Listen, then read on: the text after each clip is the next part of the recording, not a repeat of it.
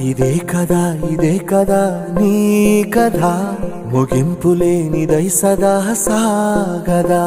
నీ కంటి రెప్పలంచున మనస్సు నిండి పొంగిన ఓ నీటి బిందువే కదా నువ్వెతుకుతున్న సంపద ఒక్కొక్క జ్ఞాపకానికి 100 ఏళ్ల ఆయువుందిగా ఇంకెన్ని ముందు వేచనో అవన్నీ వెతుకుతూ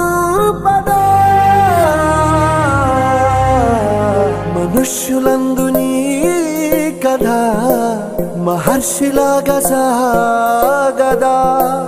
మనుష్యులందు నీ కథ మహర్షిలాగా సాగదా